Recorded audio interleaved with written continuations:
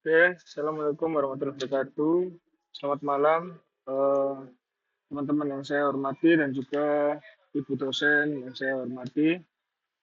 Saya Rejat Perketa Dewangsa, 5017-24.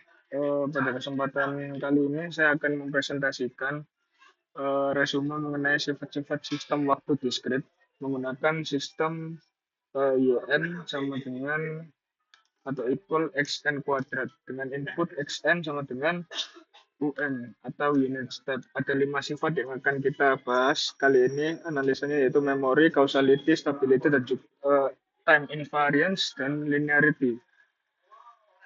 Mari kita mulai saja ke materi.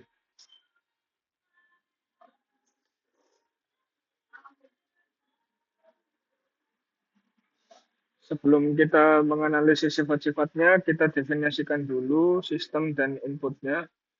Jadi sistem yang digunakan adalah YN sama dengan XN kuadrat. Artinya eh, output pada waktu n adalah nilai input yang disampling pada indeks n kuadrat. Ini bukan pergeseran biasa, tapi indeksnya adalah fungsi kuadrat dari n. Input yang dipilih adalah xn sama dengan un, yaitu unit step. Nilainya 1 untuk n lebih dari atau sama dengan 0. Dan 0 untuk n negatif. Dari tabel yang kita lihat, yang saya cantumkan di PowerPoint, kita bisa lihat bahwa untuk semua N yang dicoba, YN sama dengan UN kuadrat, selalu menghasilkan nilai 1. Ini karena N kuadrat selalu non-negatif, sehingga UN kuadrat selalu bernilai 1. Hal ini akan relevan saat kita uji stabilitas nanti. Bisa kita next dulu.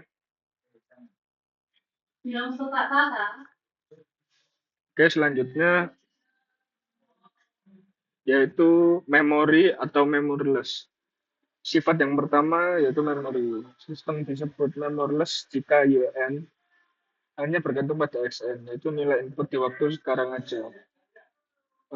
Mari kita periksa sistem kita yang sudah saya cantumkan. YN sama dengan XN kuadrat. Untuk N sama dengan 0, YN sama dengan X0. Dalam arti indeks sama dengan N. Sama atau aman. Untuk N sama dengan 1, Y1 sama dengan X1 kuadrat sama dengan X1. Masih aman untuk N sama dengan 2, Y2 equal X4, indeks 4 lebih besar dari N sama dengan 2. Ini berarti sistem membutuhkan nilai input di waktu N sama dengan 4. Padahal kita baru di N sama dengan 2. Ini adalah nilai uh, forward atau nilai future. Untuk N sama dengan min 1, Y min 1 sama dengan X1. Indeks 1 lebih besar dari N sama dengan 1. Hmm, sorry. N sama dengan min 1 juga masa depan atau future. Karena sistem bergantung pada nilai input di luar waktu sekarang. Maka sistem ini punya memori, bukan memoryless. Kita next dulu. Nah, yang kedua yaitu causality. Sifat yang kedua kausalitas. Apa itu causality? Sistem kausal adalah sistem yang outputnya hanya bergantung pada input saat ini dan masa lalu. Tidak boleh menggunakan nilai dari masa depan. Syaratnya YN harus merupakan fungsi dari XN, XN min 1, XN min 2, dan seterusnya. Pada sistem kita, yang kita punya YN sama dengan XN kuadrat, untuk N sama dengan 2, Y2 sama dengan X4, dan 4 lebih besar dari 2. Ini merupakan nilai future atau nilai masa depan. Untuk N sama dengan min 1, kita coba Y min 1 sama dengan X1, dan 1 lebih dari min 1 juga masa depan atau future. Karena ada nilai N di masa N kuadrat lebih besar dari N, tepatnya untuk semua N positif lebih dari 1, maka sistem ini tidak kasual.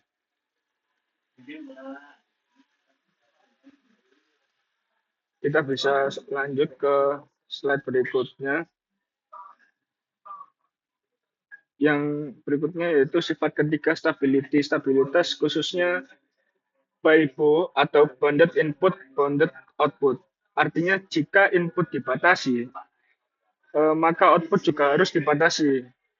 Dalam arti secara matematis, jika kita punya suatu fungsi positif xn kurang dari atau sama dengan m untuk semua n, maka yn positif harus kurang dari atau sama dengan k yang hingga atau kita batasi.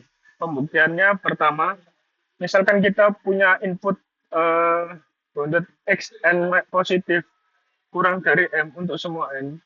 Kedua, kita punya output yn sama dengan xn kuadrat. Ketiga, xn sama dengan xn kuadrat. Karena n kuadrat hanyalah indeks integer biasa dan xk kurang dari m untuk semua k termasuk n kuadrat, maka yn positif kurang dari m juga. Contoh konkret, misalkan xn sama dengan un, punya xn kurang dari satu untuk semua n, maka yn un kuadrat dan n kuadrat lebih nol selalu, atau eh, n kuadrat ini selalu lebih dari nol.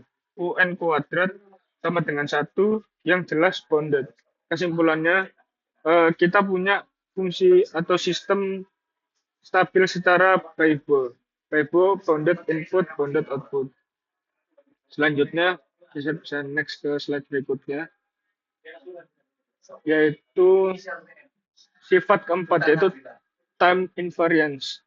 Sistem time invariance ini memiliki arti jika input digeser sebesar N0, maka output juga bergeser sebesar N0 yang sama jika ada perubahan karakteristik sistem terhadap waktu. Maksudnya apa? Coba kita pahami ketika kita punya case berikut. Kita uji dengan dua jalur. Jalur A delay dulu baru masuk ke sistem.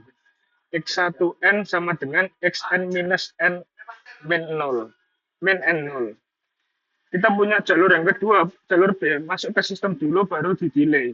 Yn sama dengan Xn kuadrat, Yn minus N0 sama dengan Xn minus N0 kuadrat sama dengan Xn kuadrat minus 2N dikalikan N0 plus N0 kuadrat. Ketika kita bandingkan jalur A, Xn kuadrat minus N0, dan jalur B memiliki fungsi N Xn kuadrat minus 2N dikalikan 0 plus N0 kuadrat. Keduanya ini memiliki perbedaan kecuali N0 sama dengan 0. Kesimpulannya, berarti sistem time varying ini sorry. Jadi sistem ini sistem time varying, bukan time invariance. Bisa kita lanjut ke slide berikutnya, yaitu sifat linearitas atau linearity. Sifat kelima, sistem linear ini harus memenuhi prinsip superposisi. Dalam arti, jika kita memasukkan kombinasi linear dari dua input dan outputnya, saya ralat. Jika kita masukkan kombinasi linear dari dua input, outputnya harus sama dengan kombinasi linear yang atau dari dua output masing-masing.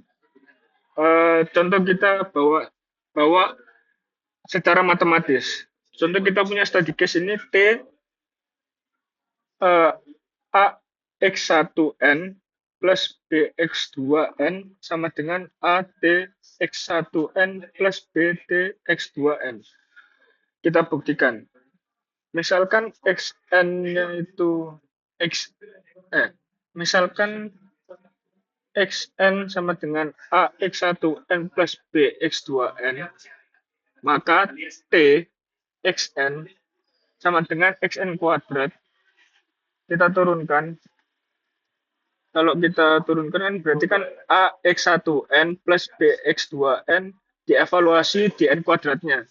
Ax1n kuadrat plus bx2n kuadrat menjadi A T X1N plus BT X2N. Jadi prinsip superposisi ini terpenuhi. Kesimpulannya kita bisa lihat dari persamaan ini, persamaan matematis ini, bahwa sistem ini sudah linear. Selanjutnya kita bisa next. Nah, ini sedikit saya ringkas hasil analisis kita pada resume kali ini atau materi kali ini, bahwa sebagai penutup, hasil analisis sistem YN sama dengan XN kuadrat dengan input XN sama dengan UN secara sifat memori tidak punya sistem memori, secara causality tidak punya causality, secara stability punya sistem stabil secara Bible, secara time invariant sistem time varying bukan time invariant, dan secara linearity sistem linear. Jadi kita bisa katakan bahwa sistem ini bisa dikatakan sebagai sistem linear tapi time varying dan non kasual. Sifat ini penting untuk kita pahami dalam konteks pemrosesan sinyal geofisika, di mana pemilihan sistem yang tepat sangat berpengaruh pada kualitas analisis data. Eh, nah, ini visualisasi sistem.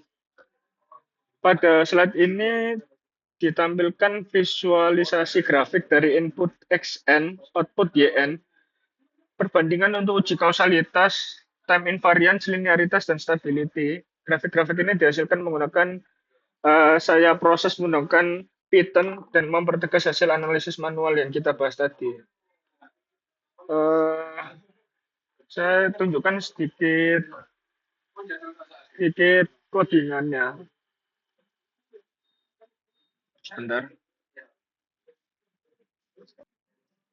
Saya akan tunjukkan bagaimana eh, codingannya sehingga kita bisa memvisualisasikan sistem tersebut ke dalam grafik. Sebentar, saya masukkan dulu sehingga kita semua bisa melihat bagaimana codingannya.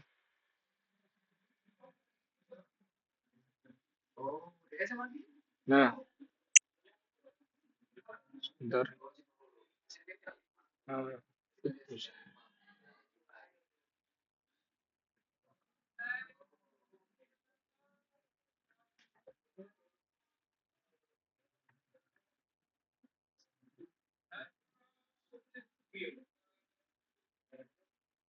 oke, coba kita running dari awal.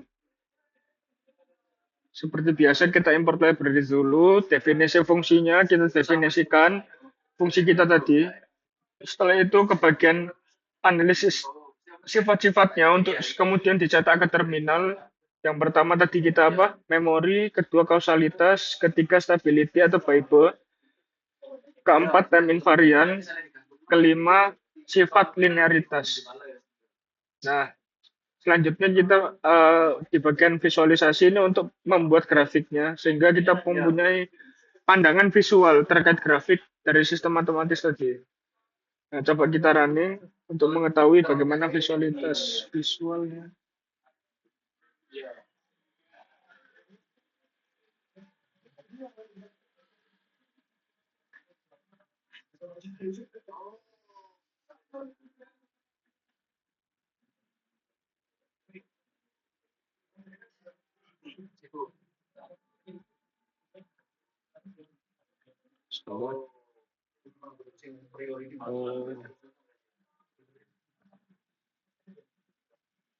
Nah, ini setelah di running, nah, kita bisa tahu. Jadi dia otomatis untuk menarik kesimpulan. Pertama, memoryless, tidak memiliki memori. Kedua, sistem tidak kasual. Ketiga, sistem stabil atau Bible. Keempat, sistem time varying bukan time invariant. Kelima, sistem linear. Ringkasannya juga dia bisa di, dikeluarkan di terminal, dan selanjutnya saya bukan visualnya.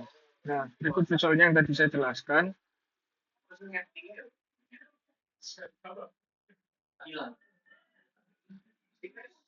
Seperti yang saya jelaskan tadi, bahwa eh, kita bisa melihat input XN, output YN, perbandingan uji kasualitas, invariance, dan kelima sifat tadi, grafik-grafik ini dihasilkan, saya ulangi lagi, menggunakan Python, dan kita bisa mempertegas hasil analisis manual kita yang awal kita bahas tadi. Sekian dari saya terkait materi analisis sifat sistem waktu diskrit. Eh, Demikian. Assalamualaikum warahmatullahi wabarakatuh. Terima kasih teman-teman semua. Selamat malam.